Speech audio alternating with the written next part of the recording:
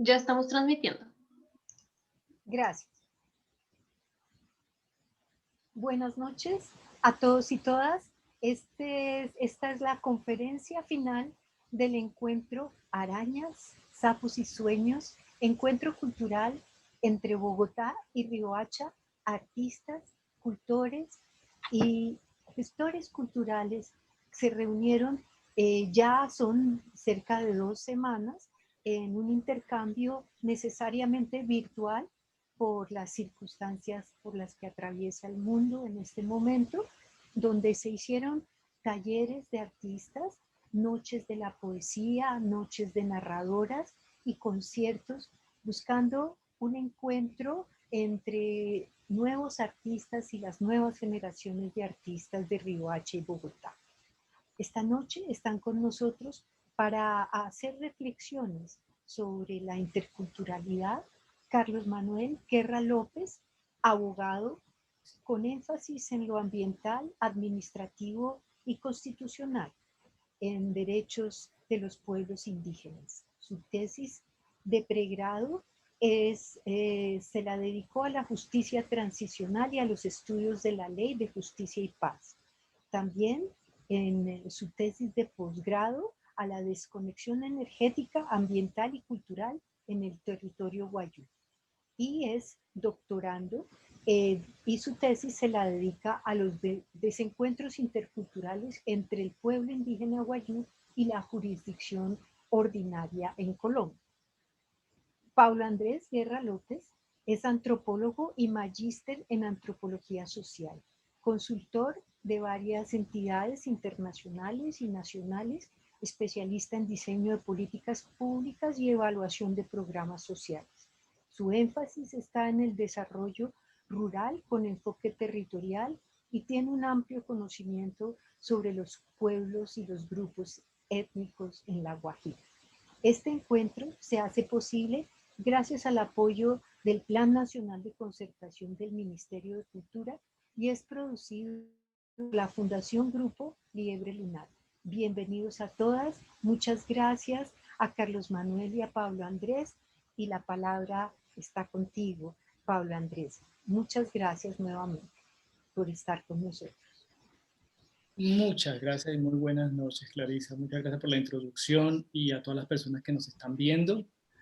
Nosotros hemos pensado en hacer un cierre, haciendo una presentación un poquito, no tan breve, pero queremos hablar sobre el concepto de interculturalidad, un concepto que se usa mucho, tal vez a veces se abusa del concepto y te tiene a veces como si fuese una moda de estas de las ciencias sociales, pero el objetivo con esta presentación es mostrarles que por el contrario tiene un valor tanto orientativo como práctico para ayudarnos a mejorar las relaciones que existen entre las poblaciones étnicas y las poblaciones no étnicas dentro de La Guajira y también de La Guajira con la nación. Entonces, nosotros hemos llamado a esta conferencia la interculturalidad, un tejido de nudos en el telar del entorno. La hemos dividido en 4 partes.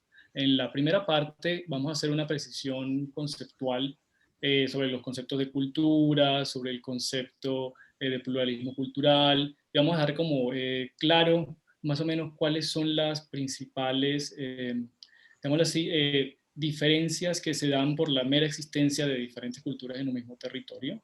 Luego pasamos a una segunda parte donde enfatizamos las respuestas que da el Estado frente a este tipo de problemáticas y presentamos el concepto de interculturalidad en su profundidad. También una tercera parte, pues ya pasamos ya a aplicar estos diferentes conceptos al contexto propio de La Guajira, respondiendo preguntas de si existen o no existen espacios interculturales que podemos hacer al respecto, y finalizamos con unas conclusiones. Antes de empezar, quisiéramos hacerle la salvedad de que hemos pensado, pensamos en una presentación un tanto conceptual, general, no vamos a profundizar tanto en las particularidades de cada grupo indígena, pero sí vamos a hacer unas predicciones conceptuales, pues, para aclarar dudas al respecto. Entonces, bueno, antes de empezar a hablar de interculturalidad, multiculturalidad y demás, pues es necesario que tengamos un concepto común sobre lo que es cultura. Y yo sé que todos tenemos alguna noción sobre lo que es cultura, pero digamos que esa noción que tenemos normalmente la hacemos desde nuestra cultura y a veces eso nos complica un poco la forma como evaluamos a otras poblaciones humanas, a otras culturas. Entonces, lo que vamos a trabajar acá es, primero vamos a llegar a un concepto que nos ayude a analizar y a dialogar con otras poblaciones humanas y también a tratar de separarnos de algunas concepciones que no son muy sanas sobre cultura. Entonces, ¿qué no es cultura y que usualmente vemos como cultura? Lo que solemos ver como cultura es que la solemos ver como una máquina de clones. Yo sé que ustedes dirán, bueno, no, yo no pienso en una máquina de clones cuando hablo de cultura, pues al menos no explícitamente, pero realmente actuamos como si la cultura fuera una máquina de clones. Creemos a veces que la cultura deposita información sobre el individuo como si fuera un ser pasivo y este simplemente reproduce. Y el otro individuo también reproduce lo mismo y creemos que las otras personas, que no son parte de nuestra cultura, valga la redundancia, son idénticas porque pertenecen a una cultura particular. Esta es, digamos, la concepción más negativa y un poco más, digámoslo así, contraproducente para establecer diálogos con otras poblaciones humanas. Entonces, lo primero es eso. La cultura no produce clones, no produce individuos iguales. Hay otra serie de características que voy apenas nombrar sobre lo que no es cultura y que normalmente lo asimilamos con este concepto. Entonces, lo primero es que solemos ver a la cultura como si fuera solo folclore, o como si solamente fueran actividades artísticas. Para el caso digamos, de los estudios que realizamos, pues, tanto antropólogos como otros científicos sociales, la concepción que tenemos de cultura es mucho más amplia, así que esta concepción de cultura como folclore, pues no la vamos a manejar acá. Tampoco vamos a manejar la concepción decimonónica de la cultura igual a civilización. Y tampoco vamos a manejar el concepto de la cultura como algo estático. Normalmente cuando hablamos especialmente de poblaciones indígenas, pensamos en culturas como la cultura milenaria y usualmente se piensa como si fuese la misma cultura desde hace 1000 y más años, sin algún cambio. Si nosotros empezamos a ver ejemplos concretos, para este caso, el de los Wayuu, nosotros sabemos que no hay nada más Wayuu que un chivo. Y también sabemos al mismo tiempo que el chivo no es original de este hemisferio, sino que por el contrario viene de la adopción del ganado de esta especie y de muchas otras que tuvieron los Wayuu y también de las relaciones comerciales que establecieron los Wayuu con otras poblaciones no indígenas. Entonces vemos que también a partir de eso los Wayuu crearon cultura, no desapareció por la introducción de este animal. Otro aspecto, que no voy a ahondar mucho acá, es que solemos ver la cultura como un organismo totalmente armónico, sin conflicto o ambigüedad. Eso lo dejaré quieto y después lo profundizaré más adelante, pero tengámoslo en cuenta. Lo otro es que la cultura se suele ver como si fuese o arbitraria o aislada. ¿Qué quiere decir esto? Creemos que como son costumbres que nos parecen un poco extrañas, creemos que simplemente son de un arbitrio que no responden a una, digámoslo así, una respuesta adaptativa frente a los retos que tienen las diferentes culturas. Y lo otro es que solemos ver a las culturas como si fueran algo puro o aislado, que cuando entra algún elemento exógeno, entonces ya la cultura dejó de ser pura. Este obviamente no es el caso. Entonces, ¿qué podemos entender por cultura? ¿Cuál puede ser un concepto más preciso? Pues bien, no hay un consenso, como pasa en las ciencias sociales con casi todo, pero hay unas características sobre un concepto útil de cultura que nos puede ayudar en el diálogo. Podemos entenderla como un conjunto amplio de conocimientos y prácticas socialmente aprendidas por individuos que los hacen parte de una colectividad. ¿Esto qué quiere decir? Esto quiere decir, primero, que son conocimientos y prácticas que van a arreglar la forma como usted concibe el mundo y cómo usted se comporta en él. Pero usted las va a aprender, no se van a descargar. Y usted no las va a aprender, pues como usted sabe que usted no aprende de manera pasiva. Usted le da una interpretación y también incluso hace unas modificaciones cuando usted aprende cualquier cosa nueva. Y no la aprende de la misma manera que la aprende el otro, su vecino, su hermano, su primo, etc. Y lo otro es que cuando usted aprende este conocimiento, cuando usted ejecuta este conocimiento, este saber hacer, es diferente al conocimiento simplemente científico o general o sobre algún hecho cotidiano. Este saber hacer lo hace a usted parte de una colectividad, lo hace parte de una cultura, de un grupo humano. Hay unos conceptos sobre los cuales no puedo ahondar en estos momentos, pero pues simplemente quisiera anotar lo siguiente. Primero, que es adaptativa. La cultura responde a unos retos particulares que o bien fueron muy importantes hace mucho tiempo y hoy tal vez estén un poco en desuso, pero fueron en algún momento útiles. Que es normativa, le indica a uno cómo es el deber ser, cómo es el actuar, nos da unas orientaciones. Está interrelacionada, es holística y es cambiante, ¿sí? Es dinámica. Eso es algo muy importante que tenemos que tener en cuenta. Y lo otro, que era lo que les estaba mencionando anteriormente sobre lo que no es cultura, es que la cultura es un producto humano, tiene ambigüedades y conflictos, ¿sí? Por más elegante, por más estructurada que sea una cultura, es un producto humano. En una cultura, en todo grupo humano hay un grado de disenso, sea grande o chiquito. Hay unas personas que son un poco más abiertas al cambio y hay otros sectores del grupo humano que son un poco más conservadores. Entonces, teniendo todo esto en cuenta sobre lo que es cultura, vamos a pasar ahora a sacar 3 características importantes para el concepto de multiculturalismo y de interculturalismo. Lo primero es el pluralismo cultural. Palabras más, palabras menos, es la existencia de varias culturas en un mismo territorio. Esto es muy exótico hoy en día para muchas personas, es lo que motiva el turismo, es lo que hace que muchas personas viajen a La Guajira, viajen al Amazonas y viajen a otras partes del territorio colombiano. Sin embargo, no siempre fue el caso.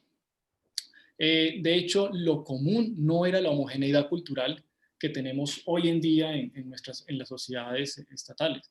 Lo común era vivir en un territorio donde coexistían diferentes culturas, con un nivel de convivencia, pues, que podemos decir mayormente conflictivo o armonioso, eso sí es muy variable. Pero el grado de convivencia y de pluralismo era tal que era normal, era la regla ser políglota, hablar varias lenguas. Hoy podemos ver ese tipo de realidades no en La Guajira, pues porque La Guajira pues sí tiene una diversidad cultural amplia, pero pues también está rodeada de, pues, digamos, de un territorio no indígena que la rodea. Pero sí podemos verlo en otro tipo de sociedades, como en las sociedades en Amazonas. Vemos que en las Malocas un individuo fácilmente habla más de 4 lenguas amazónicas sin ningún problema, o en otros poblados. También vemos que esta es una realidad no solamente de América, sino que también la vemos en el continente africano y también la vemos especialmente en las regiones de la Polinesia y Melanesia, donde un individuo habla fácilmente más de 6 idiomas. ¿Cuándo empieza a cambiar esta realidad pluricultural, este pluralismo cultural? ¿Cuándo empieza a pasar a ser algo más homogéneo?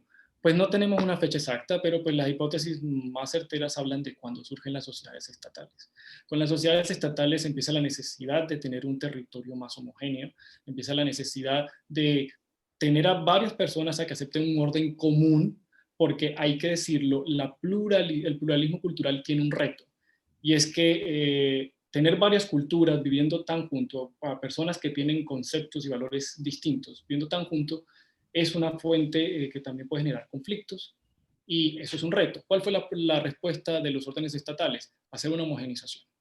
¿Sí? Aquí todos vamos a decir que somos relativamente iguales o totalmente iguales. ¿Sí? Vamos a tratar de suprimir para tratar de mantener un orden común, para mantener al Estado, vamos a decir que todos somos iguales y vamos a tratar de tener una homogeneidad cultural. Por eso hoy en día no nos sorprende que la mayoría de las personas pues, solamente terminemos hablando un idioma, ¿sí? Porque respondemos a un orden estatal, somos parte de una sociedad estatal. Pero hay que tener en cuenta que la realidad era que el pluralismo cultural era la norma anteriormente. Lo segundo es a destacar sobre la cultura es el hibridismo. Toda cultura, como lo dije anteriormente, no es aislada. Toda cultura puede entenderse como un retazo de otras acciones humanas en tiempos pasados. Toda cultura se construye sobre las relaciones e interacciones que tienen con otros grupos humanos. En este sentido, toda cultura es de alguna manera un híbrido.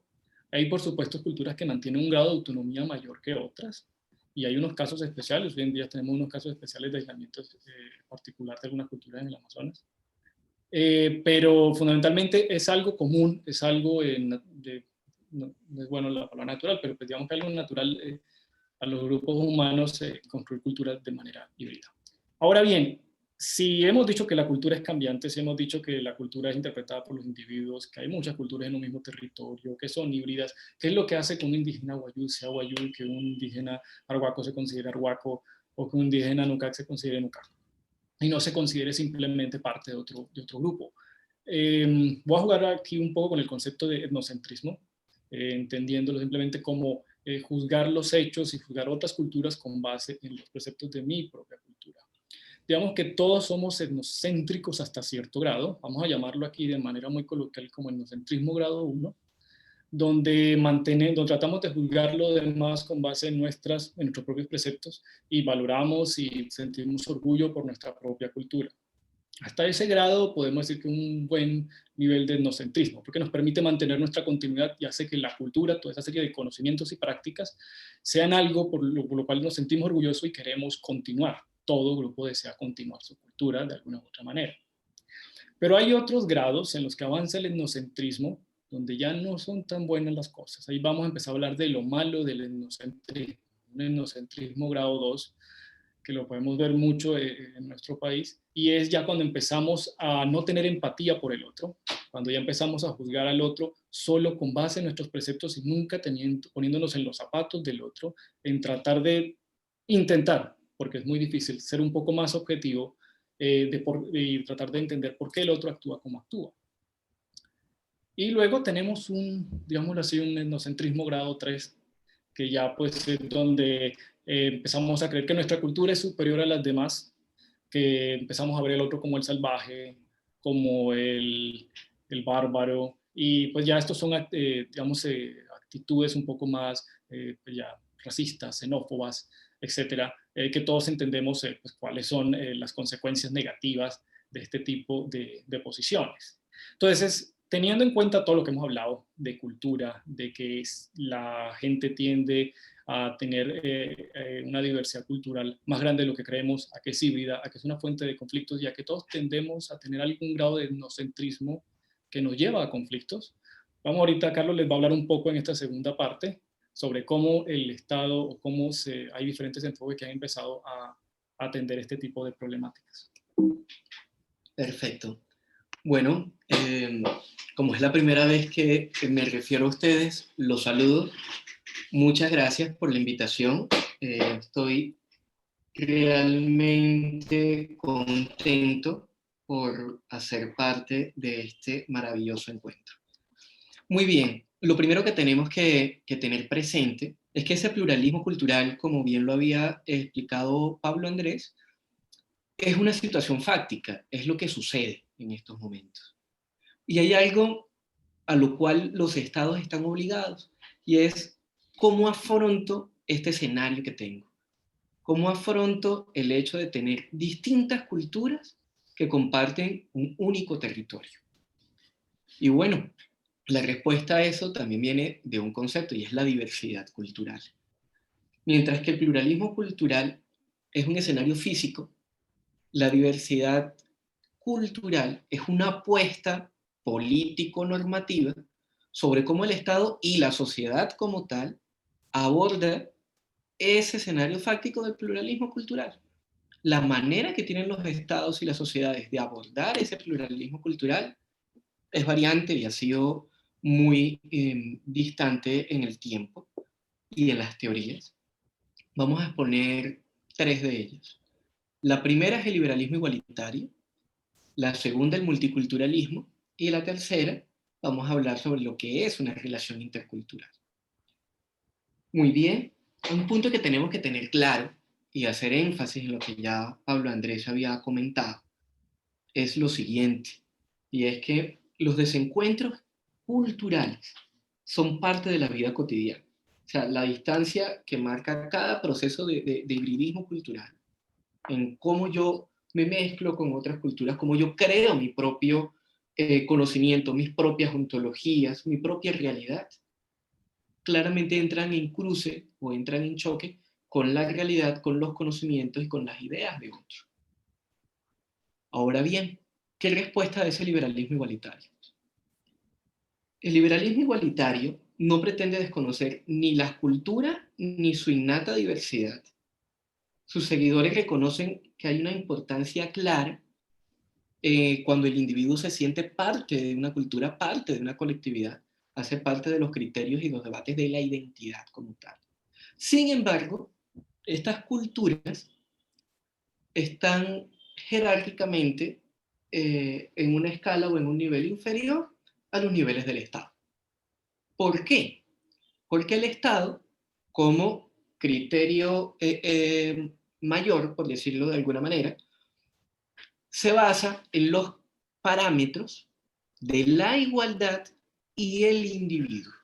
Son los principios de igualdad y los derechos individuales los que enmarcan, bajo esta teoría, quiero aclarar, los criterios base del liberalismo igualitario. ¿Qué quiere esto decir? Que desplaza el papel de las culturas a las esferas de la vida privada y familiar. Ustedes tienen todo el derecho de comportarse bajo una manera siempre y cuando respeten unas normas y unos parámetros de conducta que ha dado el Estado.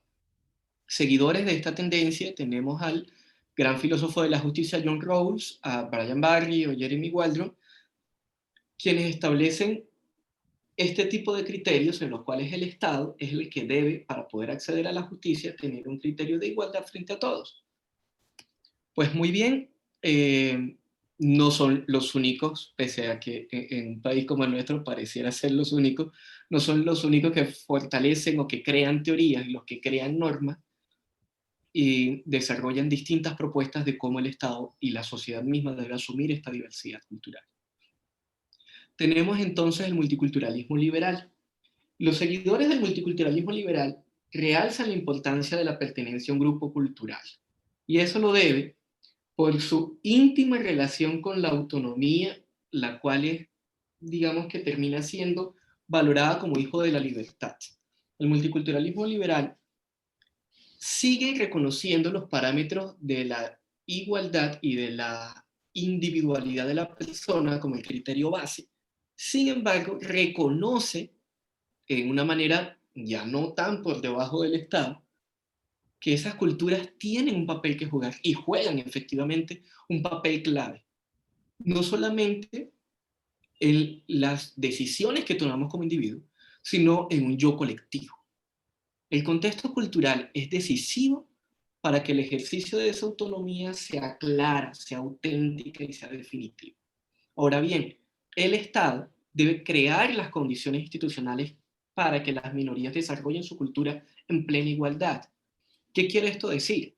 Que ya el Estado no puede, de una manera totalmente abierta y discrecional, ver cómo las culturas, sean indígenas o no, quedan por debajo del renglón, por debajo del nivel jerárquico, sino que existe un criterio de diferencia.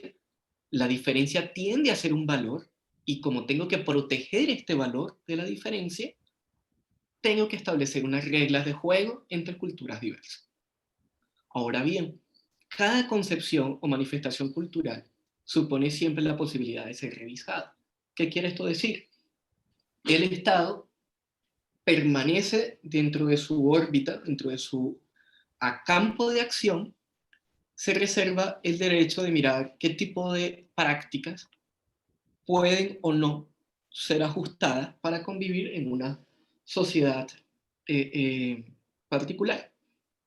A este criterio de multiculturalismo liberal encontramos grandes autores como pueden ser Wilkin Lica. Wilkin Lica tiene una hipótesis clave, y es que parte de cómo las democracias liberales han desempeñado un papel en la interacción o el relacionamiento con los grupos etnoculturales, realizando una necesaria distinción entre los que son los grupos migrantes y los que son las poblaciones indígenas. Los grupos migrantes también tienen una cultura específica.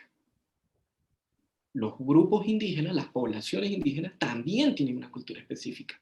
No obstante, hay una diferencia clara en cómo los estados, para Kim Lica, deben esmerarse en proteger y preservar las maneras de pensamiento, de saber que tienen las poblaciones étnicas.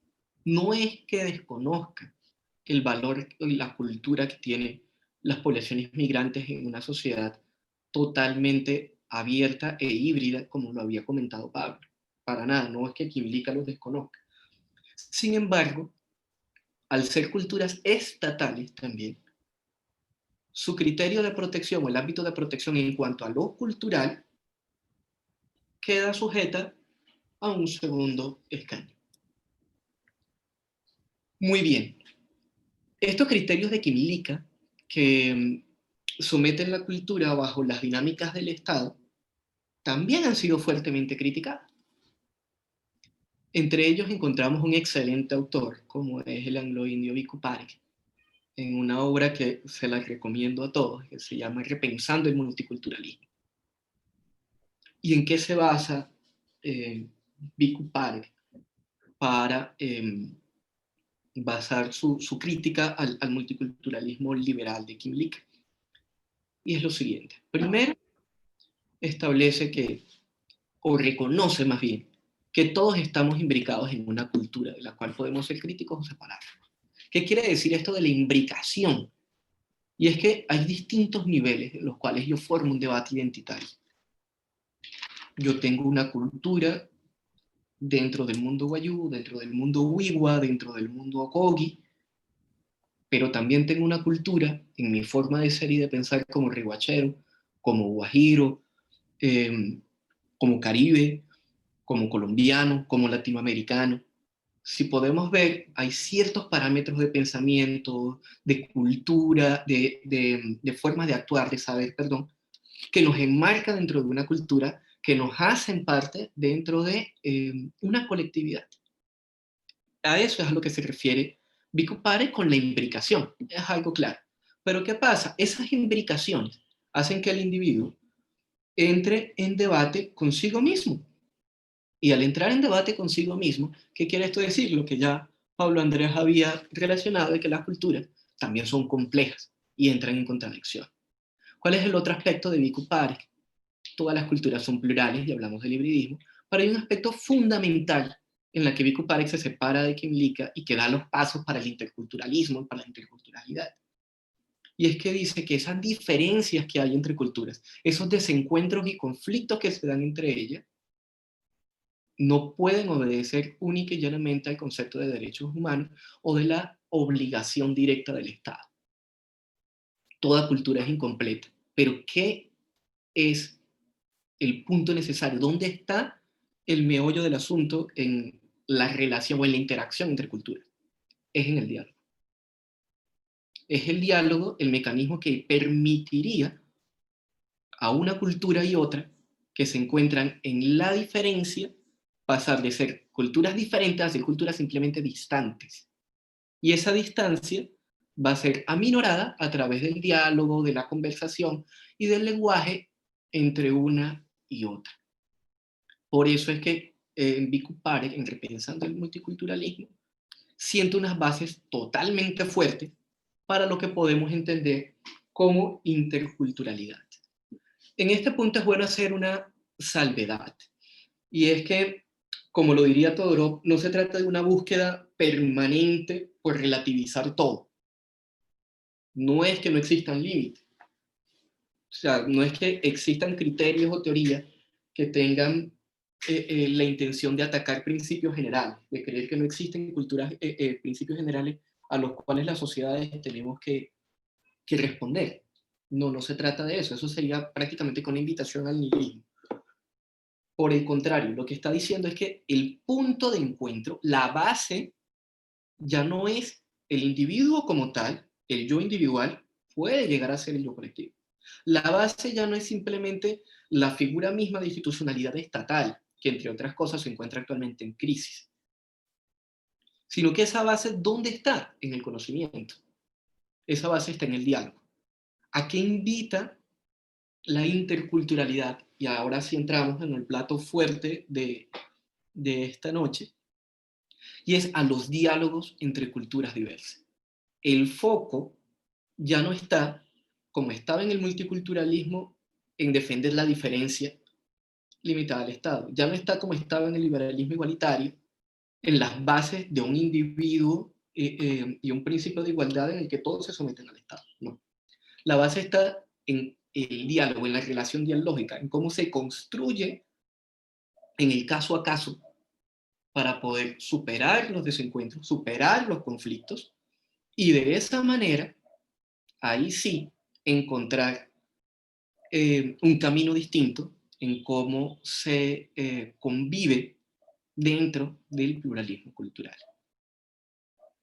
Hay algo que me parece a mí importante que aclarar, y es que solemos hablar casi como si fueran sinónimos o sin distinción alguna, de palabras o conceptos que, si bien están relacionados y son, digamos que están unidos, en ciertos escenarios son diferentes, o por lo menos distantes. Y es la diferencia entre la multiculturalidad y la interculturalidad, el multiculturalismo y el interculturalismo. Esta tabla, que me pareció muy útil y clara, no es de mi autoría, por eso cito aquí a Carlos Jiménez, que es un tratadista español, que se ha dedicado a mirar cómo se puede mediar en los conflictos entre culturas diversas, en la interculturalidad. Y establece lo siguiente: la interculturalidad hace parte de lo que sucede actualmente. Tiene que ver con las relaciones interétnicas, las relaciones intralingüísticas o interreligiosas. ¿Qué quiere esto decir? Es la forma como yo, pueblo guayú, me comunico con el pueblo wiwa, como yo, pueblo guayú, me comunico con el Estado colombiano, como yo, pueblo guayú, me comunico con mi departamento o con la alcaldía. Mientras que el interculturalismo tiene que ver con el deber ser, cómo debería llegar a ser esa relación, cómo deberían establecerse esos escenarios de diálogo, cómo debería ser definida la manera como interactuamos y cómo se lleva a cabo ese mismo diálogo. Eso es interculturalismo. Dentro de ese interculturalismo encontramos 3 principios clave, que es la igualdad, que no desaparece bajo ningún esquema, pero también el principio de diferencia y el principio de una interacción positiva, que es tal vez la dinámica o la inclusión más novedosa de la interculturalidad en estos escenarios. Si pudiésemos definir o dar un concepto sobre la interculturalidad, deberíamos decir que supone un proyecto de gestión democrática en sociedades eminentemente plurales, en la cual los esfuerzos se direccionan en lograr la conexión entre distintas culturas a través de la relación dialógica. Esta propuesta se enfoca en el diálogo entre saberes, entre las formas de ver la vida, entre las formas de construir la realidad, como la base primordial para afrontar las complejas relaciones en una sociedad pluralista. Esta noción no implica la renuncia a los saberes tradicionales de cada cultura. No se trata de crear cada vez que hay un conflicto una nueva cultura. Si tenemos el conflicto de A con B, el resultado de la interculturalidad es la cultura X. No, para nada.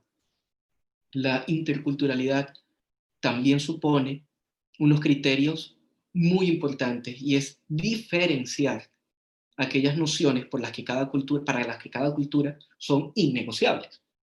Y es abordar mediante los saberes, mediante el conocimiento, mediante el otro válido, unas ofertas de vida también válidas.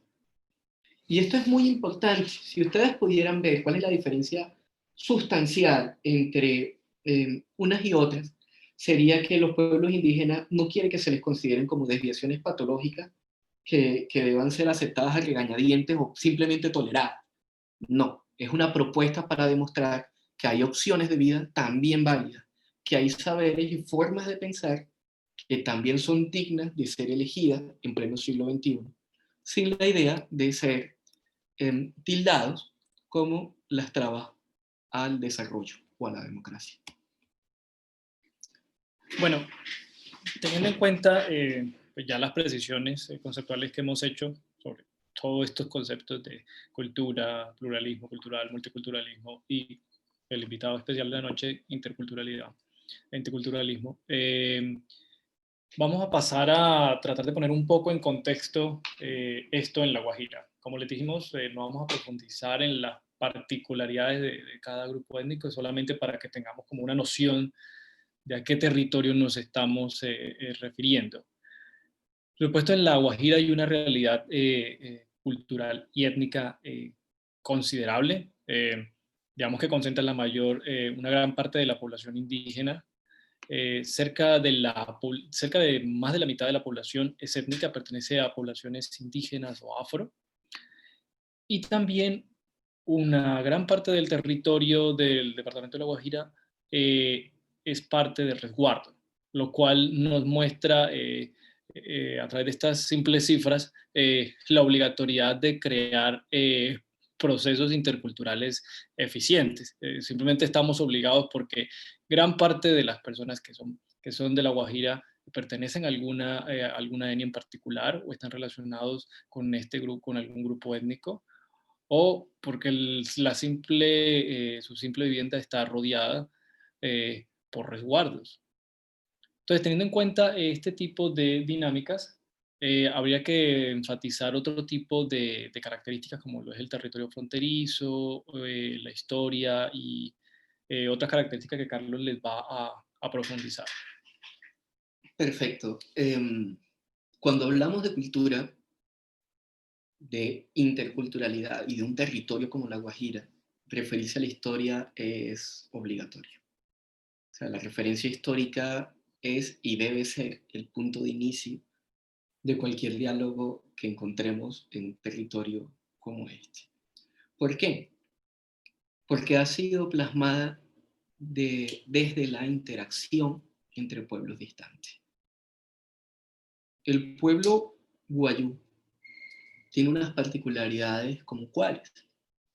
Una alta concentración de comercio con el otro, desde temprana edad. Cuando el chivo llega al territorio guajiro, como bien lo había mencionado Pablo, y el mundo guayú hace el chivo guayú, no se vuelve arijuna, que es la manera como se determina o como se denomina al otro en el mundo wayuu, sino que por el contrario, crea conocimiento, le da un sentido y un valor al chivo. Eso no es interculturalidad. Eso es el hibridismo. ¿Dónde está la interculturalidad? ¿O podría verse la interculturalidad? En las relaciones comerciales que establecía el propio pueblo wayuu con Aruba, Bonaire o Curazao, con las Antillas holandesas, cuando vendían los productos derivados del chivo al otro, se sentaban a conversar, se sentaban a negociar y encontraban enemigos comunes.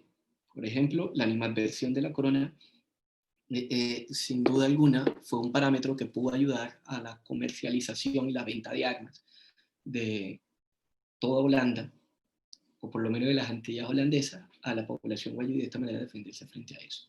Este, que es solamente un ejemplo entre varios que podemos dar en la larga historia del territorio guajiro y de su poblamiento, nos muestra que el mundo guajiro, el mundo indígena wayuu, ha estado abierto desde tempranos tiempos a lo que en estos momentos estamos apenas empezando a observar como interculturalidad. El diálogo es la base fundamental de la resolución de conflictos en el mundo wayuu. Es la manera mediante la cual superamos esos desencuentros.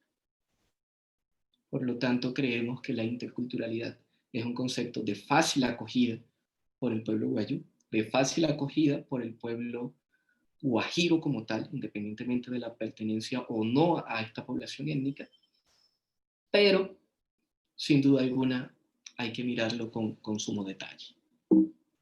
Y esto nos obliga a la siguiente pregunta. ¿Existen espacios para la interculturalidad? La respuesta es, en principio sí, pero termina siendo más un discurso, termina siendo más teoría que una práctica eficaz. Entonces, miremos más allá de encontrar esos espacios, el cómo, de los problemas que puedan darse y de las diferencias que puedan surgir, bien sea al interior de la Guajira como tal y de la Guajira en el escenario nacional. Planteo, ¿qué escenarios de interculturalidad vemos en el día a día del territorio guajiro? El primero, si lo miramos desde una visión estatal, tendría que ser la creación de los planes de desarrollo. Esa invitación a los pueblos indígenas, que no es mera voluntad, sino que es una obligación normativa, es un escenario de interculturalidad, en teoría. Ahora, ¿qué tanto del mundo indígena, sea Kogi, sea Wigua o sea Wayuu, tiene los planes de desarrollo? Seguramente muy poco. Más allá pues del mero reconocimiento que se pueda hacer a un territorio o a la protección territorial que de por sí ya está. Pero el escenario como tal, no. Las consultas previas. Las consultas previas son en esencia o por antonomasia el escenario de interculturalidad.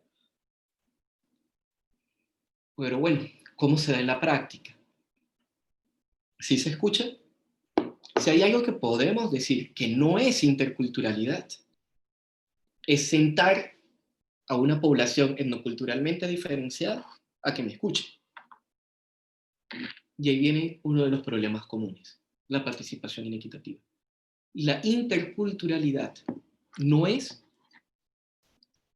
desplegar mi discurso, tratar de convencer y de seducir al otro que no tiene una posibilidad de interlocución válida. Y esa posibilidad de interlocución no es válida por distintas razones. Una, cuando les niego de manera real o directa los espacios para que hable, para que se exprese. Segundo, cuando les niego también el pensamiento y el raciocinio indígena, que es totalmente distinto al mío. No puede ser un escenario intercultural, no puede considerarse como un escenario intercultural cuando es mi propio razonamiento expresado con la lengua del otro. No. Es cuando las dos formas de razonar, que evidentemente tienen diferencias, se encuentran Y de ese diálogo, y de ese debate, de esa conversación, de ese flujo de palabras entre una y otra, sale algo. Etnocentrismo. Hay una marcada y lamentablemente fuerte presencia de los criterios etnocéntricos y discriminatorios en los escenarios de diversidad cultural. Falta de seguimiento y continuidad de los procesos. En el plan de desarrollo se debate en pocos meses, se aprueba por la asamblea y hasta ahí. De ahí para allá es trabajo de la figura estatal ver cómo lo lleva a cabo. Punto. Pero no hay un diálogo constante sobre lo que se dijo, sobre cómo se hace, sobre cómo darnos cuenta de lo que se está haciendo. Y eso, sin duda alguna, son problemas comunes. Son problemas que tienen que ver no solamente con la interculturalidad propia al interior de La Guajira como región, y no tiene que ver, sino que tiene que ver también, y la misma crítica es válida, dentro de los escenarios nacionales, de la relación pueblo guajiro, Estado Nacional, de la relación Departamento Guajira, Departamento del Atlántico, Departamento de Bolívar, del Magdalena. ¿Qué diferencias particulares podemos ver entre una y otra? Al interior de La Guajira, la desinformación. Es triste decir que en un departamento donde la mitad de su población es guayú, la mayoría de las personas desconozcan lo que es el mundo guayú. Y esta desinformación es doble, tenemos que verla desde dos criterios. Una, la desinformación para la toma de decisiones, que tiene que ver con el no saber dónde están, cómo viven, en qué condiciones se encuentran, sino también, y es supremamente dolorosa, el que en tantos años de historia muchas personas no tengan la menor idea sobre en qué consiste el mundo guayú, sobre en qué consiste el mundo wiwa, sobre en qué consiste el mundo arhuaco, sobre en qué consiste el mundo togi. Esa desinformación es sin duda alguna una de las trabas más grandes que podemos tener para decir que la interculturalidad está en un 10 en teoría, pero lamentablemente vamos perdiendo el examen en la práctica. Convivencia gubernamental. Si hacemos una lectura obligatoria para cualquier persona que quiera conocer de La Guajira, y para cualquier persona guajira, es la sentencia T302 del 2017, en la cual la Corte Constitucional establece el estado de cosa inconstitucional de la niñez indígena. Y uno de los apartados que señala es cómo identificó que muchos funcionarios estatales guajiros no tenían la menor idea de en qué se basaba la nutrición o la dieta del mundo indígena, cómo estaba estructurada socialmente.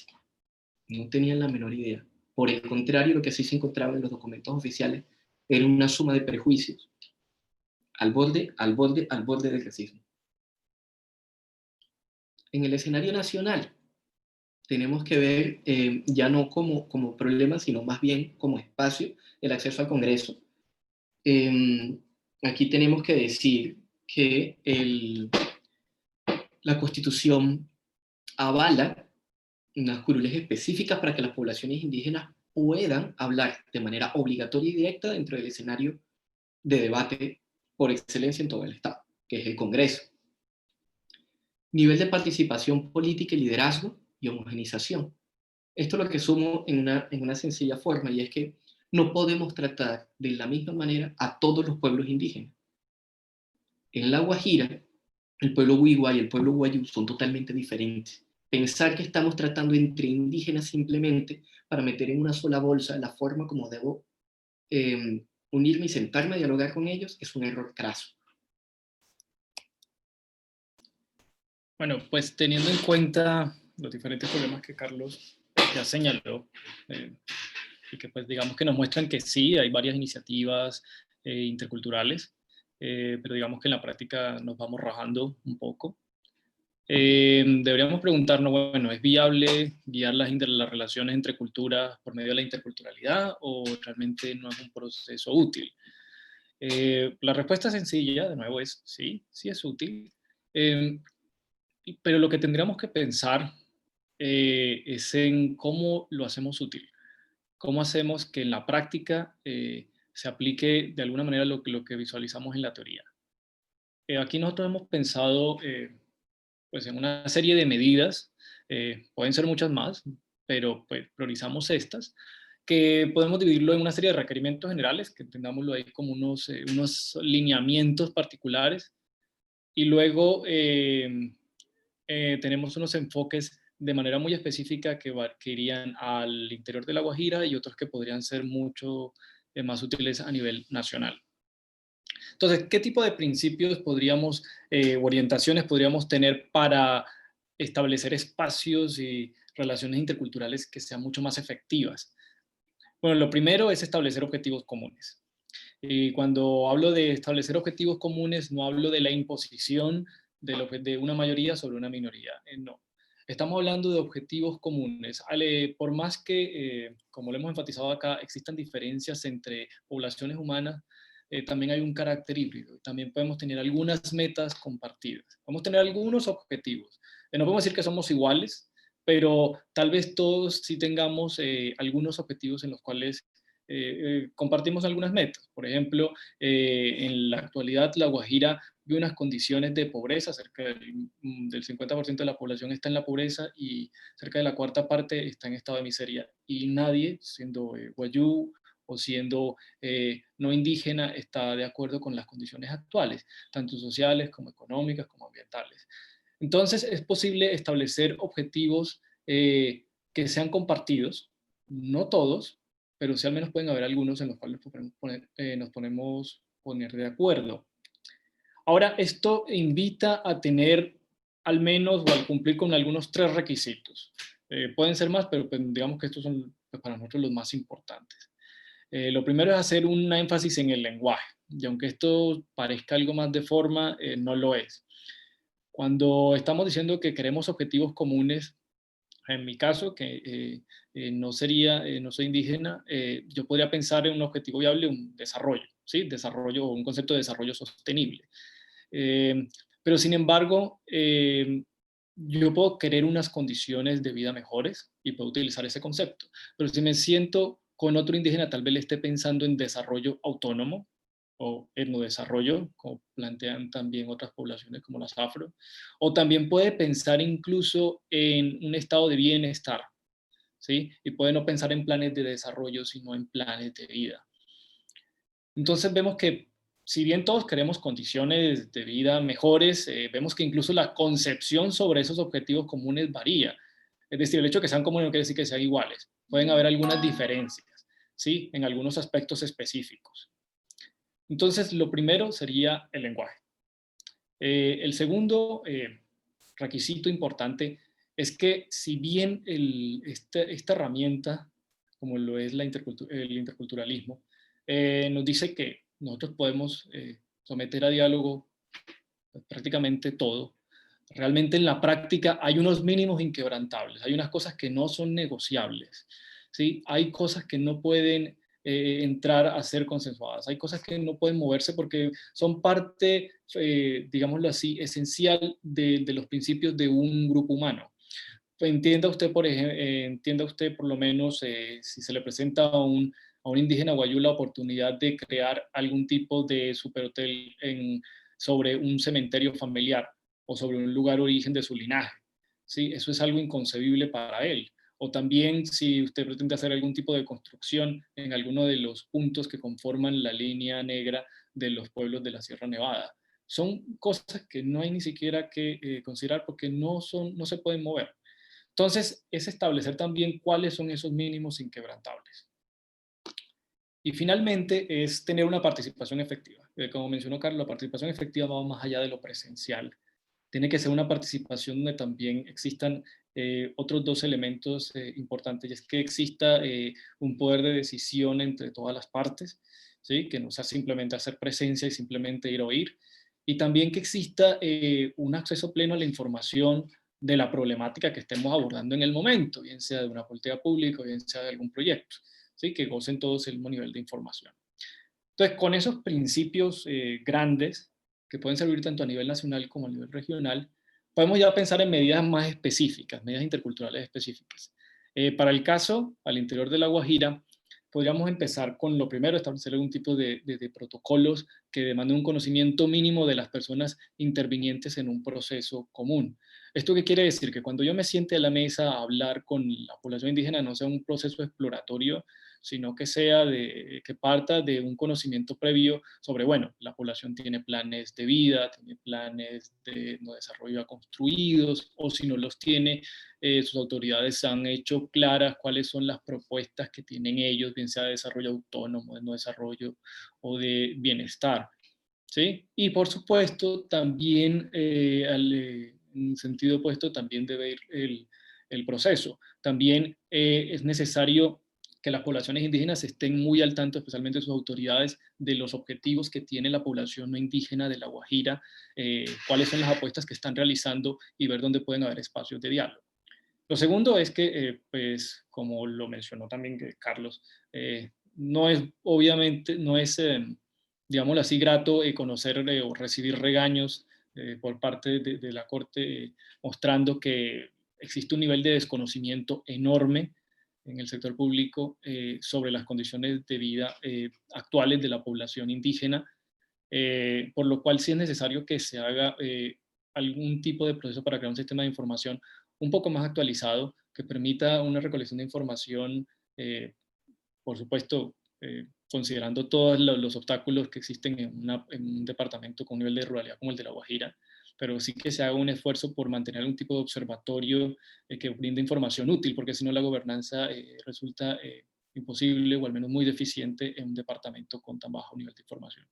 Eso sería el primer requisito del sistema. El otro es hacer una distribución y, digámoslo así, algún tipo de capacitación con las autoridades indígenas, ¿sí? Hacer un diálogo con las autoridades, repartir esa información que esté disponible al público, pero también hacer mucho énfasis en esto, en que las autoridades indígenas dispongan de mayor información que les pueden ser útiles para evaluar sus territorios o territorios más allá de su zona de interacción. Y lo otro es la formalización de los espacios que actualmente existen. Hoy en día, y por supuesto en las recientes décadas, se han dado muchos espacios y muchas iniciativas que han tratado de muy buena fe establecer procesos que sean durables y que traten de mejorar las condiciones de vida de las poblaciones indígenas. Sin embargo, estos son microprocesos y a veces están muy fragmentados, y no es porque quieran estar fragmentados, sino porque es muy difícil establecer un proceso, una mesa común donde todos nos sentemos a hablar.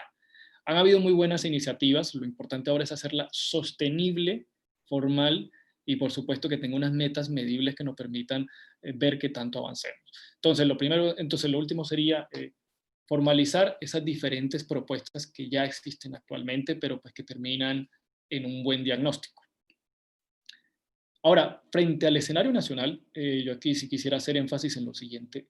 Todas las medidas interculturales que pongamos, todas las políticas públicas que se nos ocurran desde los territorios, pueden ser, digámoslo así, muy eficientes o técnicamente muy eficientes, pero si no se salda una deuda histórica que tiene la nación con la población indígena, esto no va a tener una base clara o no va a poder ser sostenible. ¿Cuál es esa deuda histórica?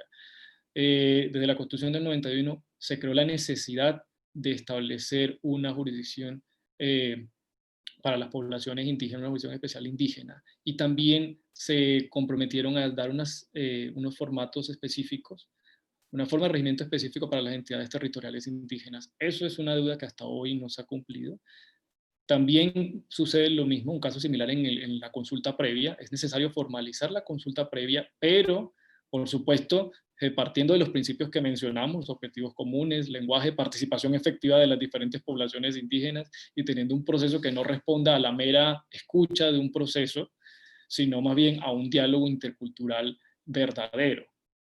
Entonces, hasta que no lleguemos a concretar estas diferentes medidas, tanto lo que se refiere a las entidades territoriales indígenas y la Jurisdicción Especial Indígena, y también el proceso de consulta previa, no vamos a poder gozar de reglas de juego, y por el contrario, todos los procesos que hagamos desde los territorios van a estar de alguna manera aislados y un poco endebles, y van a seguir en mayor o menor medida el proceso que hemos visto hasta ahora.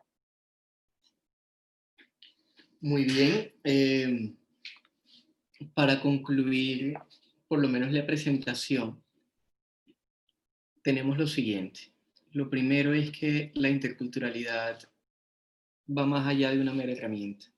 O sea, digamos que no es algo que dependa única y llanamente de la discrecionalidad del Estado. Es un enfoque, es una técnica para convivir en la diversidad. ¿Qué quiere decir esto? Es una apuesta significativa sobre cómo abordar los conflictos. Los conflictos son algo inherente a la diversidad, pero encontrar herramientas participativas e incluyentes que propendan por una adecuada forma de resolverlo es lo que otorga la interculturalidad. Bueno, y recapitulando lo que hemos hablado anteriormente, es que, bueno, reconocemos que sí existen espacios y existen muchas propuestas y muy interesantes, pero son microprocesos, están de una manera fragmentados y digamos que por las circunstancias, más que por la propia, más que por la iniciativa de los individuos que lo conforman, terminan siendo procesos que caen o no son sostenibles porque terminan siendo aislados, dado que faltan unas reglas de juego. Hay una ausencia de mecanismos jurídicos centrales para que estos procesos interculturales sean sostenibles. Y digamos que esta ausencia es lo que ha impedido que exista un mejor diálogo entre la Guajira y la nación, pero también dentro de la Guajira, porque no existen, digamos así, las reglas o las normas que resten la arbitrariedad que pueden surgir de estos procesos de diálogo interculturales. Muy bien. Por último, basar la interacción con los pueblos indígenas en la relación dialógica es un fortalecimiento de la democracia participativa. ¿Qué quisimos exponer con esta última conclusión? Como bien lo había mencionado, el Estado contemporáneo, el Estado moderno, tal cual lo estamos viendo hoy en día, está en crisis. Es sujeto de muchas críticas. Entre eso, el hecho de revalidar la democracia representativa como tal.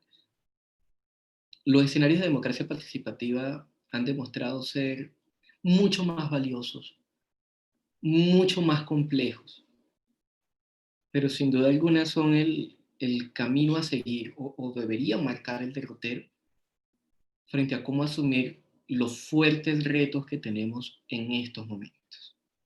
Muchas gracias.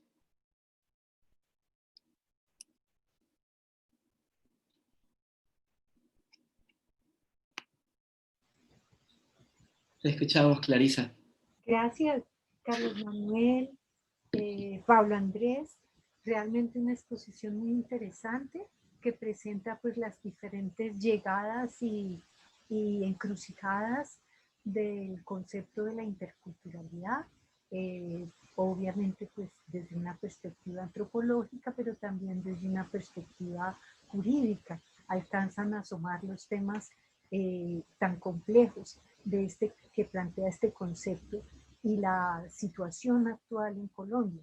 Entonces, pues, me gustaría conversar un poquito más, ver si hay preguntas del público. Creo que Sara nos podrá decir, pero por lo pronto a mí me interesa mucho tratar de ver qué proyectos o qué acciones han sido emprendidas para buscar ese diálogo intercultural desde el punto de vista o desde el arte y las prácticas culturales. ¿Ustedes qué consideran que ha sido esos eventos o procesos más que eventos que han propiciado ese diálogo intercultural? Claro. ¿Vas tú o yo? ¿Voy yo? Perfecto. Bueno, Clarisa, yo creo que una manifestación artística de gran valor que ha sabido posicionarse en el mundo guayú es el cine. Te voy a hablar de varias, pero voy a empezar con esta. ¿Tú sabías que hay un cineforo en el Cabo de la Vela? No, qué bien. Te lo recomiendo. Es una muestra muy chévere de lo que es la interculturalidad. Es un escenario lindo, atractivo.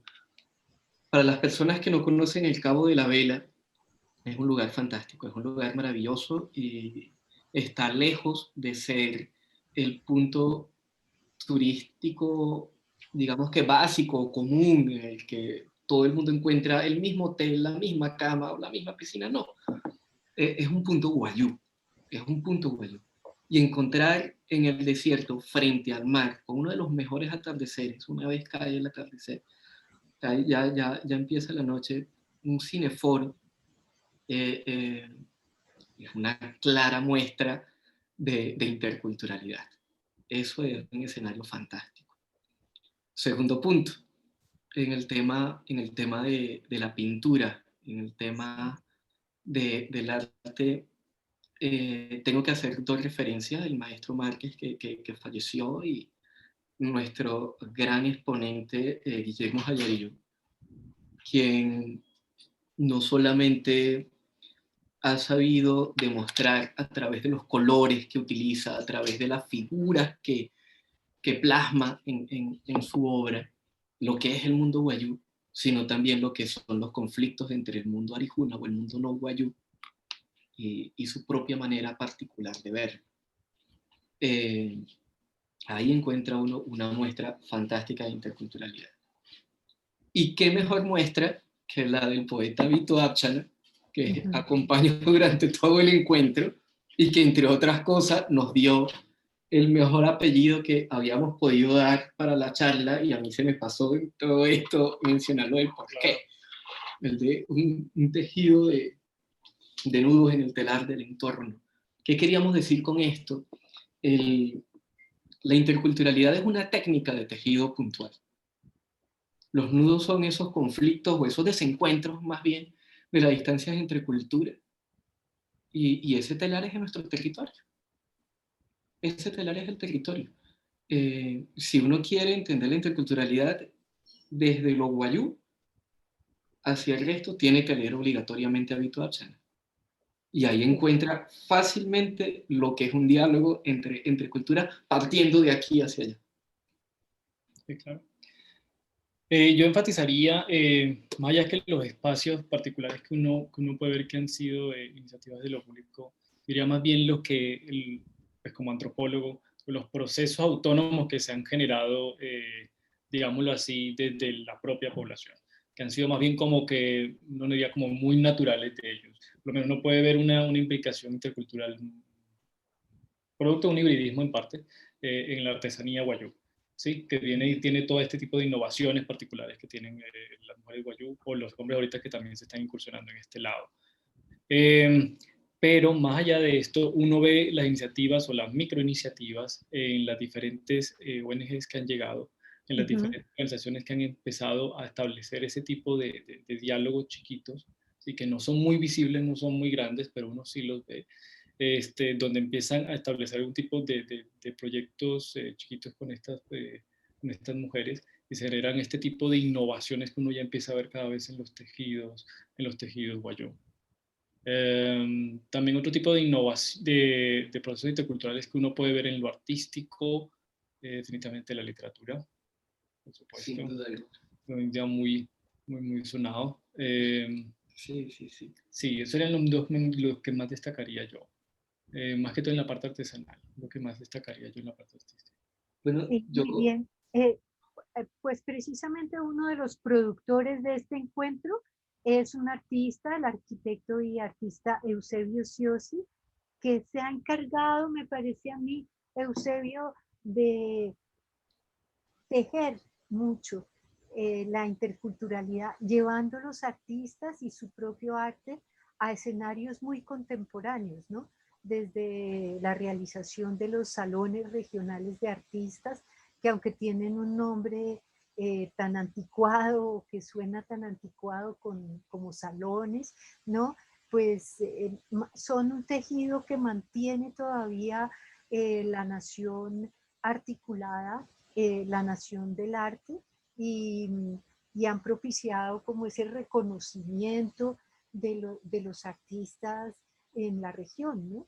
Que no sea necesario venir al altiplano cundiboyacense para ser reconocido como un artista contemporáneo. Eso es también una de las preocupaciones de este encuentro Arañas, Sapos y Sueños, ¿no? Entonces me parece importante resaltar la labor de Eusebio. Y yo quería preguntarles por el vallenato. ¿Qué papel tiene el vallenato en lo intercultural?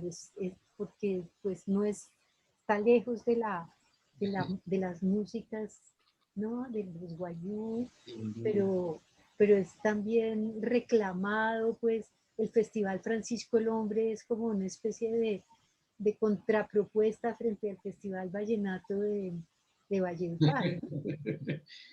Bueno, ahí, Ay, sí. ahí te cuento lo siguiente. Voy a empezar de atrás para adelante. Tengo esa mala costumbre. Bueno, Voy a empezar por el tema de los festivales. No solo Francisco el Hombre, el Festival Cuna de Acordeones claro, es una belleza. El sí. Festival de Compositores es espectacular. Entonces, ahí como para añadir en la bolsa esas respuestas que vienen desde el pueblo guajiro hacia lo que encontramos. Tengo también obligatoriamente que referirme a Henri Candelier. Cuando nos decía este francés a finales de 1800, que dentro de las penurias que atravesó en Riohacha en ese entonces, lo que más le gustó fue encontrar a personas que estaban cantando en la playa con un acordeón, con una caja, con una guacharaca, en lo que claramente es la música a la que estamos refiriéndonos, ¿no? No existía la palabra vallenato como tal, no estaba el Festival de la Leyenda Vallenata, o sea, la leyenda de Francisco el Hombre, que es ese hombre negro de la Guajira que a través de su canto despliega toda nuestra cultura de sus notas. Pero esa es una excelente muestra desde 1800, antes de que la palabra vallenato como tal estuviese rondando por el lenguaje, antes de todo eso. Y ya nos hablaba en La Guajira, específicamente en Riohacha, de esto. Pero ¿qué podemos encontrar? Mira, hay unas letras de la música de acordeón del vallenato que enmarcan el mundo guayú, que enmarcan lo que es la interculturalidad. Y en eso yo soy más dado a hablar de los compositores y de la excelente labor que han desempeñado que de los propios cantantes. Los cantantes igual ya tienen fama per se, o sea, todo el mundo sabe quiénes son los cantantes. Los compositores sí requieren una mirada de mayor detenimiento, de ver la dulzura con la que se escribe cada uno de esos versos. Y una excelente canción es La Dama Guajira, no sé si la conoces, de Hernando Marín. No. La Guajira es una dama reclinada, bañada por las aguas del Caribe inmenso, que lleva con orgullo en sus entrañas. O sea, si tú miras toda la canción, pedazo por pedazo, es una muy buena voz de protesta frente a la nación, que es vista a través del pulpo con sus tentáculos. El pueblo guajiro, que porque es India cree que está de venta, un fuerte escándalo que rondó por nuestro país hace muy poco tiempo, muy pocos meses, el tema del cerrejón, el tema del carbón. O sea, es una canción protesta, es una canción fascinante que ¿Nos enmarca repites la el compositor? Hernando Marín. Hernando Hernán. Marín. Ok. Hernando Y él Marín. vive en La Guajira. No, él falleció. Ah, ya. Lamentablemente y tempranamente. Y Ok. tempranamente. Pero si tú Buenísimo. quieres un compositor vivo de altas calidades, mi preferido es Rosendo Romero. villanuevero, donde expresa canciones tan bellas desde nuestra diversidad ecológica, donde uno ve el arte en sus letras. Noches sin luceros es una canción que ha estado en la voz de Jorge Oñate en sus inicios, de Diomedes Díaz, de Carlos Vives. Es una canción espectacular, que muestra sin duda alguna lo que es la sensibilidad de poder encontrar la poesía que hay en los árboles, en la naturaleza, en los pajaritos, en lo que es para él Villanueva. Es una cosa fascinante, entre un montón de canciones más, Yo considero que esta música de acordeón, que el vallenato, que hablan de Leandro Díaz, han sido una muy buena manera de mostrarnos esa diversidad que hay en La Guajira, no solamente guayú, que también hay canciones vinculadas, como lo habíamos dicho, pero que, no sé, o sea, me gustaría decir que es y no que fue, pero pues ya veremos cómo se comportan los compositores en estos tiempos para permitir que esa gran muestra cultural siga siendo lo que es y no lo que fue. Sí, sí, sí, sí.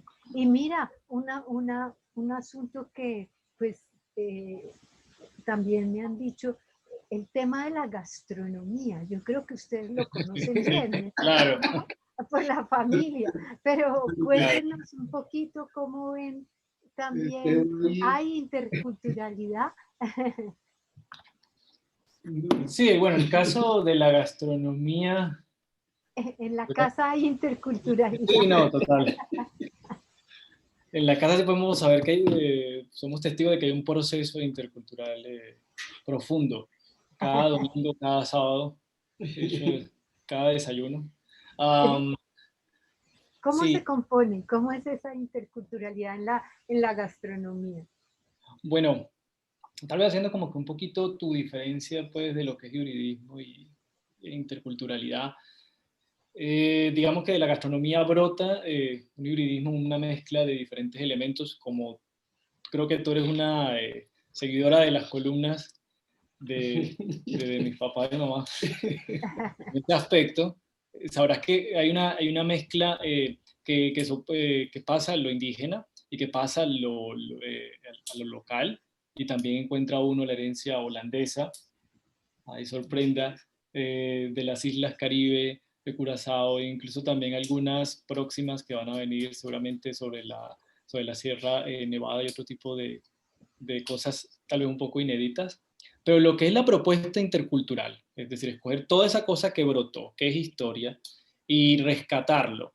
Y también hacer un poco de innovación, porque también digamos que lo que se hace cada domingo es rescatar, es mostrar la gramática de la cocina, de la gastronomía, y luego introducir otros elementos y compartirlos con el público. Porque esto, digamos, tiene un carácter pedagógico. Esto no simplemente es como que, bueno, como dice mamá, como que Yolanda siempre quiere que sea una simple receta de 2 tacitas de esto y 2 tacitas del otro, no. Quiere como que se evidencie la gramática, que se evidencie la historia, y así establecer un diálogo con las otras personas que no han visitado La Guajira, que conocen poco sobre la gastronomía. Ahí es donde está la medida intercultural. Coger la gastronomía como un puente para dialogar y, por supuesto, disfrutar, así sea solo visual. Lo del ajiaco. ¿Y no nos puedes dar un plato? Claro. Una El ajiaco yo creo que es el punto estrella. Fue el primero, te voy a hablar de varios. ¿Por qué? Se tiene generalmente, o sea, digamos que la idea de que el único ajiaco que hay es el ajiaco santafereño. Y eso es un error grandísimo. Sí, claro. No solo La Guajira tienen ajiacos.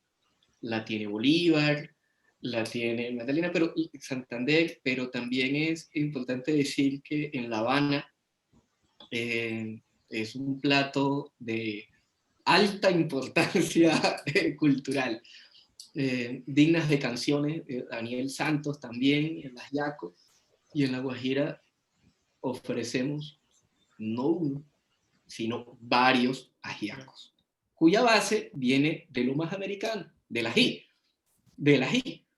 Entonces hay ajiaco de cecina, hay ajiaco que se hace con el maduro, de los que no se pueden mencionar que llevan a tortuga, de los que, bueno, un sinfín de variedad de platos y de ingredientes diversos que conversan entre ellos y nos muestran eso, ese mundo, ¿no?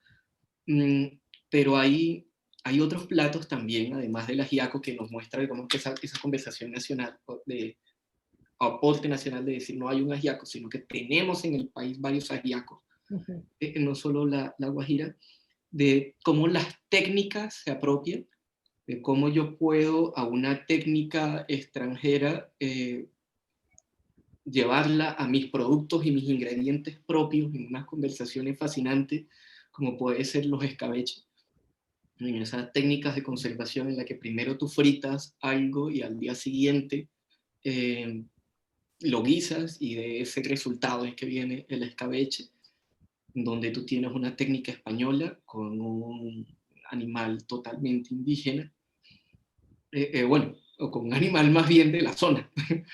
y tienes también, o puede ser acompañado por técnicas como el funche, que se da, digo, con la relación de estas islas, de estas Antillas, que es lo más parecido a una polenta, pero muy guajira y muy marina. Y uno encuentra en la cocina, en el trabajo que de una manera muy linda están realizando mi papá y mi mamá los domingos, de darnos, como Pablo lo decía, una linda historia que acompaña no solamente los platos, sino también los ingredientes.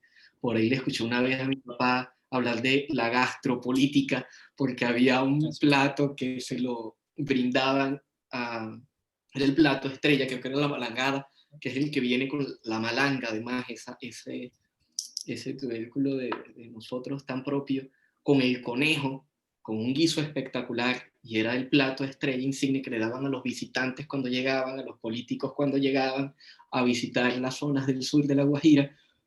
Entonces se inventó ese tema de la gastropolítica, de la comida que se brindaba en ese tipo de escenario. Esto nos da para todo, o sea, cuando uno tiene sensibilidad y tiene imaginación para poder ver este tipo de herramientas de arte, de lo que hay detrás de cada combinación de elementos, como creo que muy sabiamente han escogido, se siente uno contento. Disfruta. Disfruta. Come. Y comemos fabla también, pues, obviamente delicioso, no te lo vamos a negar.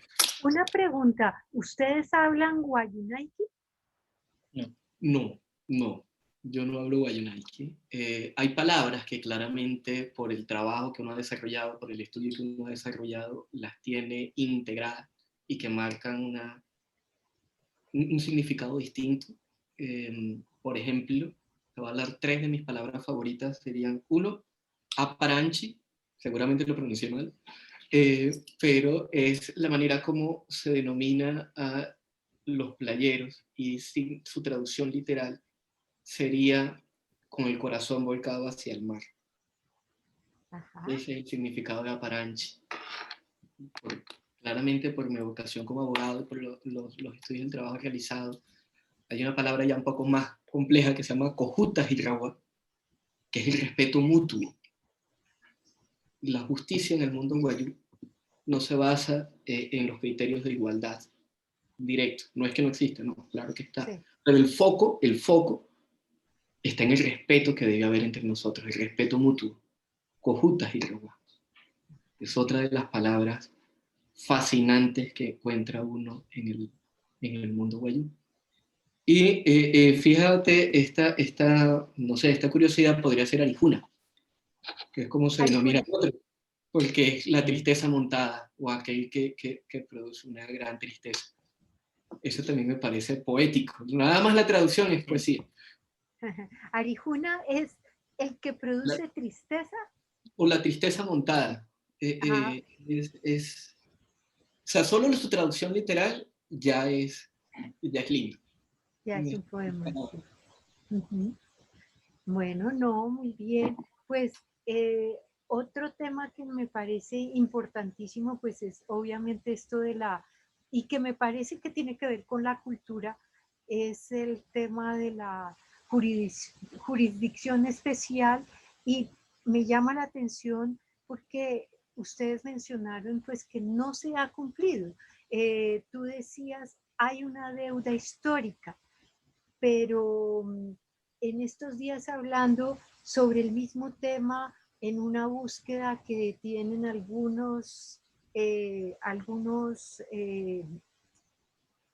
comités comunitarios de afrodescendientes, de los pueblos afrodescendientes, ellos también están buscando el mismo trato que tiene la Constitución para los pueblos indígenas, ¿no? Es la jurisdicción especial. Entonces yo creí que ella ya andaba, que estaba, pues que sí tenía sus decretos y que se había desarrollado la Constitución. Bueno, y menos mal hiciste esa pregunta. La deuda histórica viene con la expedición de la ley que la Constitución solicita para que se puedan articular estos sistemas jurídicos. Sí. La jurisdicción especial indígena, como bien lo ha dicho la Corte Constitucional, al ser un derecho, aplica de manera directa sin necesidad de una ley que medie por ella. Actualmente, podemos decir que hay jurisdicción especial indígena. Lo que la deuda que Pablo bien había dado es porque no existe una ley de coordinación que dé las reglas de juego entre una y otra. No sé si tú quieras hablar ahí. Sí, para profundizar en ese caso. Porque bien como, digamos, como mencionamos en varias partes de la presentación, uno ve que existe en la teoría algún tipo de orientación que nos dice, bueno, usted debería actuar así, pero en el hecho concreto vemos que no existe. Hay una serie de medidas específicas que deberían tenerse que no están. Un caso específico, el de las entidades territoriales indígenas, que por lo menos fueron formalizadas, lo que yo más conozco fue con el decreto, ahorita es del 2015, fue en el periodo de Santos, sí. Que por lo menos está un decreto que trata de establecer una serie de reglas y condiciones mínimas para que se formalice una entidad territorial indígena. Pero por supuesto es un decreto que no tiene en cuenta pues toda la diversidad y tampoco el nivel técnico. Eso tiene que ser producto de un proceso mucho más complejo que tenga en cuenta las diferencias culturales que tienen las poblaciones. Por ejemplo, en el caso indígena, solamente en el caso de La Guajira no va a ser lo mismo aplicar conformar las entidades territoriales indígenas para los wayú que para las poblaciones de la Sierra Nevada. En el caso de la Sierra Nevada uno puede ver algún tipo, puede ver incluso OAF, o bueno, pues ya serían, sí, exacto. En el caso de las poblaciones de la sierra, uno puede ver poblaciones que pueden tener una coordinación mucho mayor. En el caso de las poblaciones indígenas wayú, uno puede ver que hay una multitud de liderazgos donde solamente conformar una organización y luego hacer una entidad que se coordine, pues es un reto mucho mayor y muy distinto. Entonces, es decir, como que en la menuda no existe. O sea, y por eso precisamente uno ve las diferentes sentencias, la jurisprudencia de la Corte Constitucional, por eso es bastante amplia en eso, de tratar siempre de proponer porque siempre hay vacíos y siempre hay una proposición porque siempre hay vacíos. Exacto. O sea, el resultado ha sido que tenemos un caso a caso. Cada caso particular es definido con sus propias reglas de juego. Prácticamente, sí. Claro, no hay que llevarlo al extremo. La Corte Constitucional, de una muy buena manera, me parece, ha dado unos criterios base. O sea, no es que sea tan discrecional, no, para nada. Hay unas directrices dadas jurisprudencialmente sobre cómo debe aplicarse la jurisdicción especial indígena, sobre cómo este reconocimiento constitucional es llevado a cabo. Y en eso es bueno rescatar esa loable labor que ha adelantado históricamente la Corte Constitucional desde sus inicios.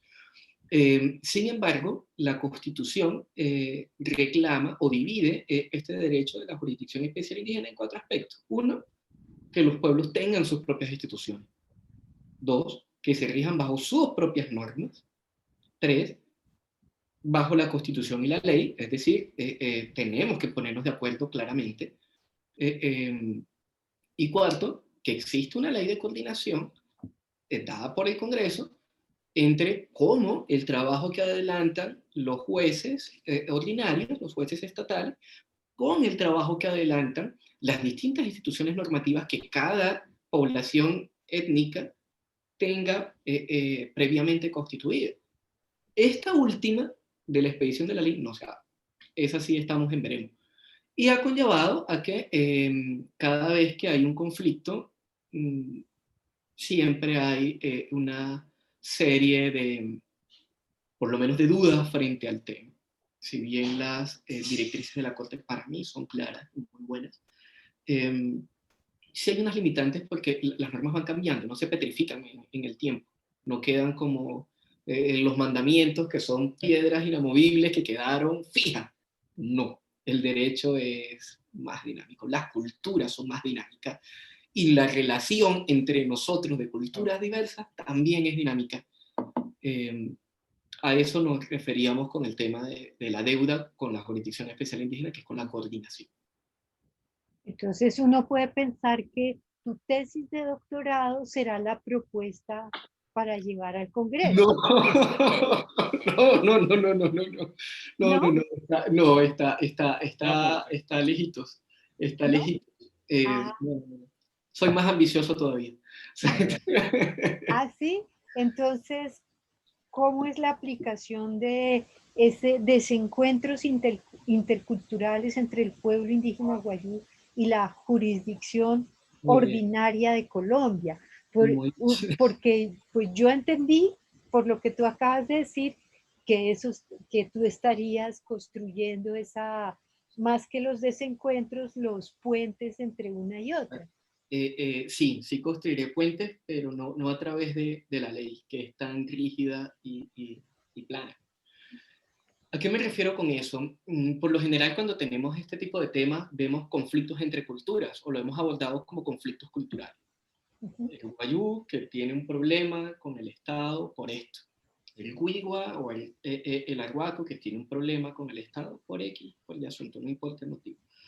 Y hay desencuentros. ¿Cuáles son los desencuentros? O sea, esos puntos donde no hay unión, donde pensamos diferente, donde actuamos diferente desde los planos normativos. Entonces hay que tener, para mí, dos puntos claves. Y es diferenciar, porque estos conflictos no son culturales. Hay que diferenciar los conflictos que son ontológicos y los desencuentros que son del espacio de la interculturalidad. Son dos cosas diferentes. ¿Por qué? Porque en un escenario, como te pongo el ejemplo del contrabando, que lo abordo en la tesis, el mundo guayú plantea o concibe las fronteras de determinada manera, y es totalmente distinta a la manera como la concibe el Estado Nacional. Ahí hay un conflicto ontológico. Hay un conflicto en la manera como se concibe el mundo, entre los conceptos que integran el mundo, entre las formas como yo planteo toda mi realidad. Ese conflicto es ontológico y la Jurisdicción Especial Indígena no aborda hasta el momento esa diferencia ontológica entre una y otra. Porque cuando hay conflictos entre ambas culturas, evidentemente hay una que va a quedar en desventaja por la manera en la que se maneja actualmente. ¿Listo? Esos son los conflictos ontológicos. Pero existen también ciertas diferencias o ciertas problemáticas que vienen de la interculturalidad. Estos desencuentros interculturales no vienen de que pensemos distinto, sino de la manera como nos comunicamos, de las maneras como dialogamos entre culturas. Por ejemplo, la vida. Todos los pueblos defienden la vida. El mundo guayú defiende la vida. El Estado colombiano defiende la vida. No hay un conflicto ontológico entre uno y otro. Sin embargo, hay unos desencuentros en la manera como dialogamos para proteger la vida y de cómo debe ser llevado el proceso cuando hay una falta en personajes de culturas diversas, cuando se ha vulnerado la vida. Y es totalmente distinto al conflicto ontológico que te he dado del contrabando, cuando ya culturalmente los dos pensamos totalmente distinto de cómo se debe abordar este mundo o qué integra el mundo. En el mundo guayú, y te puedo dar ejemplos más antropológicos en este caso, sí, o más filosóficos, podría ser el de la hermandad que hay, o por lo menos el parentesco, más bien el parentesco que hay con los no humanos. La manera como se relacionan los vientos, cómo se relacionan los animales dentro de esta dinámica cultural, y de cómo esos son parámetros normativos. A veces tendemos a pensar que el derecho es esa ley fría, abstracta y esos decretos que están por allá bien lejos de los que solamente los abogados tenemos acceso. Y no, el derecho surge de de la superar vida. esos desacuerdos. El derecho surge de acuerdos. El derecho es crear acuerdos. Y esos acuerdos tienen que responder a unas dinámicas sociales muy puntuales que están en los territorios. Y esos territorios están plagados de pluralismo. Mi tesis, como te puedes dar cuenta, va más hacia este lado, no a una propuesta específica al proyecto de ley, pero que sin duda alguna me gustaría que me llamaran para ver si, ¿qué les propongo? Sí, claro. Muy Bueno, bien. pero ahí por lo menos en ese caso, apuntando algo de lo que dice Carlos, también es sobre la concepción de lo que es justicia, ¿no? Porque por lo menos en el caso Guayú y en el caso, digámoslo así, no indígena, tenemos una concepción de la justicia diferente. Incluso diría, en el caso no indígena, o sea, la población colombiana, tenemos una concepción punitiva de la justicia, de orden estatal. Lo importante para nosotros es castigar a la persona y aislarla de la sociedad. En el caso de la población, por lo menos Guayú, es más bien restaurativa.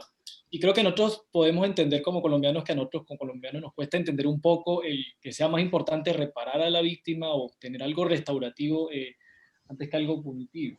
¿Sí? Ahí por lo menos hay un conflicto enorme en ese término. Exactamente. Sí. Se cree que es una operación matemática. Una persona comete un delito, pasan X número de años en un proceso, igual cárcel. Justicia igual cárcel. Y es el error más grande que podemos cometer, incluso como abogados. Primero, el mundo del derecho no se limita al derecho penal. Segundo, el derecho penal no se limita exclusivamente a la pena específica de la prisión. Y nada está más lejos que entender el mundo del litigio como una operación matemática. O sea, esa ecuación es muy variada. O sea, tiene distintos integrantes dentro de la ecuación que nos hace pensar que nada más lejos que creer que la justicia es una operación matemática. Cuando una persona se divorcia y tiene que ir ante el juez, no lo meten preso, pero accede a la justicia. Entonces la justicia no es igual a la cárcel, como bien lo decía Pablo. Ahí está eso. Hace parte de la manera como concebimos el derecho y de cómo el derecho responde ante esas necesidades del territorio. Sí. Y no hay nada más cultural también que el derecho. Totalmente. ¿No? Así es. Que Así debe ser.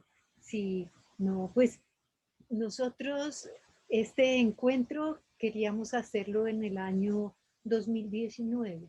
Finalmente pudimos obtener la beca en el 2020. Lamentablemente, el encuentro tenía que llevarse a cabo en el mes de abril y era realmente un ida y regreso, ¿no? Y con exposiciones acá en Bogotá y con exposiciones allá en el Centro Cultural de Riohacha. Entonces, pues creemos que es un paliativo estar acá en este mundo virtual, pero pues nos da mucha tristeza y esperamos que podamos repetirlo esta vez sí en físico y que se pueda hacer en el año 2022, yo creo, porque esto está largo, está larga la pandemia. Sí. No, pues muchas gracias. Realmente, pues es un privilegio trabajar con ustedes. Primero también resaltar la juventud de ustedes y pues nuestra fundación siempre ha querido apoyar esa emergencia de las nuevas generaciones, tanto en las prácticas artísticas como en las prácticas o en el pensamiento social, antropológico y filosófico. Entonces, pues realmente es un honor y esperamos que en la vuelta, en el regreso, que nos dé la oportunidad de estar juntos, tengamos la oportunidad de partir con ustedes en persona y sentir ese calor humano que sabemos que existe en La Guajira y seguir conversando y profundizando sobre una cultura que tiene muchísimo que desconocemos en general, sobre todo los habitantes de las grandes ciudades y que no sabemos que tenemos esos tesoros en Colombia. Entonces, pues muchas gracias Y no sé, Sara, si hubo algún envío de pregunta o algo. No, estuvieron conectados con nosotras varias personas y tuvimos varias reacciones como de likes y todo esto, pero nadie hizo ninguna pregunta. Bueno, pues yo creo que eso se irá viendo con el tiempo. Quiero decirles que quedará pues este registro de esta grabación a través del sitio web de Liebre Lunar, www.talleresliebrolunar.com, y que los esperamos pues con sus preguntas o sus comentarios a través de este espacio y de nuestro correo también.